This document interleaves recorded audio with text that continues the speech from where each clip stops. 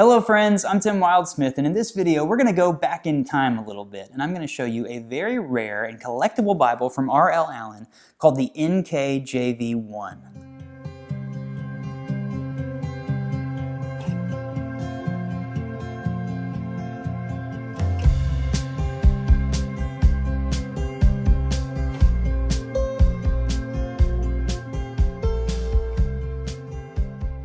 Okay, so I recently did this kind of ridiculous unboxing video where in one box I opened 3 rare Bibles from R.L. Allan. One of them was this, the NKJV1. There was also the HCSB1 and an NIV-R1. If you don't know what those numbers mean, that's okay. They're basically Bibles from R.L. Allan that are out of print and hard to find, and people who really love Allan Bibles know them and are like, man, I wish I could get my hands on one of those. I found some with my friend Jonathan who sent me all 3 of them, and so it was really awesome to get that. I probably should have called that video the most money I've ever spent on a box of Bibles, because that's exactly what that video was, but I'm really excited about those Bibles. I love them. I'm an Allan nerd, and so I kind of like to see all the ones that I've never seen before, and these ones are hard to find. They're basically, why that is because Allan makes Bibles in small batches. They use text blocks from other publishers, and they source them, and sometimes when they can't get their hands on anymore, they just stop making a Bible for a while. That's what happened with these Bibles. They haven't made them in a long time. People really love them. They were bound by this company called Chant, which is a bindery in England that Allan fans tend to really love the way they just turned out really nice. I was pleasantly surprised by this one. And so at the end of that video, I asked you all watching the video, hey, if you want to see more, you have questions about these Bibles, and a lot of people reached out to me in the comments and via messages on social media and said, hey, we'd love to see more of that NKJV1. So even though this is not like a new review because you guys can go out and buy one of these Bibles right now, I thought it'd be fun to kind of just do a deep dive into this Bible since so many of you asked about it and are curious about it. It's kind of a piece of Allan legacy. I hope that they find an NKJV text block and bring that back into their line, but I'm not really crossing my fingers on that one because I don't know when it's going to happen. But this is a really cool Bible. There's a couple things that are quirky about it, but overall, I've been pleasantly surprised, and I'm really glad to have this in my Bible library. So before we dive in, hit that like button if you are enjoying this so far, and definitely subscribe to the channel. I've got a ton of great Allan Bible videos, as well as lots of other Bible-related content. But this is a deep dive into the NKJV1. Okay, first things first, the 2-piece blue Allan box. There you see Allan NKJV1 Black Highland Goatskin. It's the NKJV Classic Reference Bible with Concordance, and there it is. This is the Black Highland Goatskin with red ribbons. Look at that, super grainy. This one does have a couple little scuffs on it, but look at that, really beautiful goatskin. You do see there's a double tooled line around the outside. You get tooled ribs on the spine. There you see New King James Version, Holy Bible, Allan. I like that this one has Holy Bible on the cover. Really, really lovely piece of goatskin. On the inside, you see it does get the double gilt line around the inside. There is your corner work from Chant. Really, really nice. It says Highland goatskin there on the inside cover, and then Chant is known for just writing Allan binding in there. So it's got a sewn binding. It's an edge-lined cover. Looks really great. This one comes with 3 red ribbons. I believe this one came with black, brown, and red, scarlet red. That's one that people get really excited about. So as you can see, really gorgeous Bible from the outside. It does have a full yap. I think that at first, I wasn't crazy about full yap Bibles, and now the more I've gotten some of them, the more I love them. This is very, very thin. So as far as size goes, at the text block, it's 6 1/4 inches wide, 9 1/4 inches tall, and by my measurements, this is just a hair under 1 1/4 inches thick. So it's really thin. It's very, very floppy and soft. You do, like, I don't tell people to roll their Bibles up, but it wants to roll up. It lays super flat. I mean, just like, boom, straight flat. You can't really see that when I hold it up, but it's just such a flat Bible. It looks fantastic on the outside. It just has a great floppy, nice, literally you can do this with it. Like it feels great. It feels great. It's a really cool look at what Allan was doing. Now this Bible came out, I believe it was printed, it says inside it was printed in 2012, but I believe they released these in the spring of 2013. They were selling them for 125 pounds, which the exchange rate back then, I think it was about $175, $185. But okay, so going to the inside, we get a few thicker blank pieces of cardstock on this one. And then you get your presentation pages. So Holy Bible, the title page there. There's your family records. You get births, marriages, occasions to remember. I like that one, and death. So then here's your title page. So you have the Holy Bible, New King James Version. The title of this Bible is the Ultra Thin Large Print Reference Edition. And you see it was published by Broadman and Holman right here in Nashville, Tennessee. So now you know of Broadman as the publisher of the CSB and really focusing on that through Lifeway and Holman Bibles.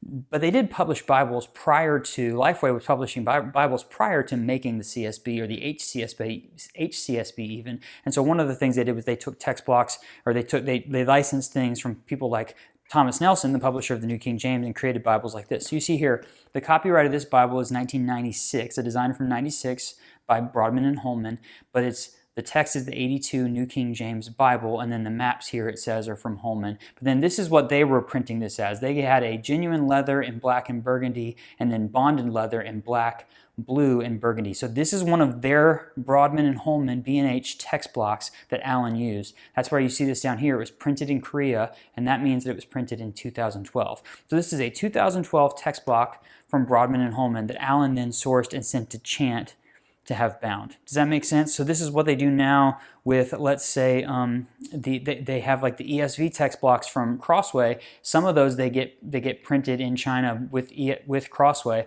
They take the readers and they get them sent to Royal Youngblood and have them printed on a nice one. So they do that. They license them. Some of them they go premium, and they have them printed on their own. Some of them, like these, they source from the text blocks from the publisher, and so they get them printed in Korea, China, things like that. So there's a preface here at the beginning to the translation in this Bible. Paper feels really nice. It's got a good texture. I love this. How to use this reference Bible. So there's it tells you all about the different center column references and the footnotes and things like that. They're not really footnotes, they're center column notes in this Bible. So you get that. I like that, really neat. Kind of a hint that this is going to be a red letter Bible because they do have the red text in there. A table of contents, and then you get right into the Old Testament. Abbreviations, Old Testament, Genesis. So this is kind of the main layout of the Bible. You do see that it comes with book introductions. I really like that. And then it's a 2-column text with all of your footnotes and your cross-references are all here in the center column. Also, you notice that it's a verse by verse. So I'm going to pull this up for you. Verse by verse, you see that you're going to get bolded verse numbers when that's the beginning of a new paragraph. And then those center column cross-references inside. Looks really sharp. Now, I don't know the thickness of this paper as far as GSM goes, but these Bibles, I've seen so many comments online about how these Bibles have terrible show-through. Now, and you do see that. Look, you see some of that in there. You can see through this. I wish that the paper was more opaque than it is, but as you may have seen in the unboxing video, I was pleasantly surprised by this. I thought it was going to be terrible, but actually I think this is a very readable Bible. It's a 10-point font. There is some show through, but it's a really nice semi-bold font. It's very densely packed in here, but there's some space out of the gutter. There's a little bit of space on the margins. As I'm sitting here, I'm like, oh, this looks really good. This is comfortable to read. I like this verse by verse typesetting. I think it looks nice. I don't think it's as tough to read as I was expecting it to be based on this Bible's reputation. So I would say that I'm a pretty big fan of this. I was thinking I was going to get this Bible in. I was going to record some videos with it just to check it out. There you see another one of the book introductions. And then eventually I would let this Bible go. I'd sell it. But I'm thinking about keeping this as like one of my main study NKJV Bibles. I love so much of what Thomas Nelson has done recently and the newer stuff they're putting out, but man, this is such a classic traditional Bible, and I personally, having grown up with some of these old Broadman text blocks in the NIV and things like that, I just love the 2-column text with the center column cross-references. Looks really, really sharp. So as you move through it, it just kind of keeps really consistent. There's a couple places in this Bible where the cross-references and everything don't fit in the center, and so they bring them out into one of the columns. I haven't seen one of those yet. I will if I see it. Again, they're saving space. So right at the end of Job here, they give you a little bit of space, and it goes straight into Psalms. I mean, really, the only downside of this Bible is that I don't think I showed you the red under gold art gilding. So this art gilding here, look how nice that looks. And that's 8 years old, 8.5 years old. Still looks really good. The only downside of this Bible is that, yeah, there's a little bit more show through than you'd want. Now, if they could get the rights to this Bible again and send it to Royal Youngblood and have it printed on nice new French paper, I think that this Bible, it would be like an incredible edition of the Bible, just because I love the classic look and feel of it. But when you do get to the New Testament, they give us red letter. I read Randy Brown's review from 2013 when this Bible came out, and he noted in his review that there was some inconsistency in the darkness of the print. You see right here, it's a little bit deeper red, and here it's like a brighter red one page later. That's something that kind of happens with red letter Bibles a lot, but overall, I think the contrast is pretty good. Even here from one page to another, it looks darker here on the right side than on the left side. I will say that when you have black text on the back of red text, it does bleed through even more. There's a little bit more show through. But again, 10-point font, 2 columns, cross references in the middle, verse by verse, red letter, the book introductions at the very end of the Bible. And this one, when we get to the end of Revelation, so Revelation 22 on this Bible comes on page 1095. So they've gotten a lot of Bible in there in less than 1,100 pages. There's this one little section of charts called the Harmony of the Gospels. This is a little 5 or 6 page section there. And then you get into the concordance. I believe that all of the cross-references and the concordance and these sorts of things are, yeah, so you see copyright Thomas Nelson. I believe all this stuff is from Nelson. So it's the NKJV official concordance and cross-references and things like that. And then at the very end, they don't have the Allan lined notebook paper, which I love, but that helps keep this Bible really thin. But they do have a set of glossy Bible maps here in the back and some cardstock that kind of weigh it down. But man, I mean, as far as I'm concerned, this is a killer Bible. I paid way more for it than 125 pounds, but it's so cool, and it's a great piece of Allan history. I don't know if they made more than one run of these. They brought this one out in 2013, and I know that people are looking for them, and it's kind of a unicorn in the Bible world. But man, this is really gorgeous. If you want me to show off really quick, I will. I've also got, as I showed you in that video, here's the black Holman Christian Standard Bible, very similar, and then I have the black New Living Translation. So these are kind of the 3 thin Allan Bibles that are out of print.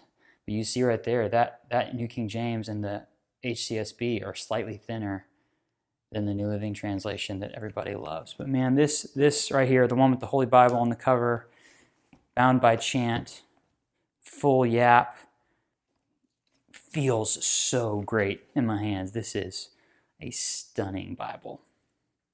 So there you have it, a little piece of Bible history, the NKJV1 from Allan. Let me know what you think in the comments. I'd love to hear from you. Definitely check us out on Instagram and Facebook. We have a great Bible review blog community out there. And before you go, hit that like button and subscribe to the channel. Thanks so much for watching, everybody. We'll see you next time.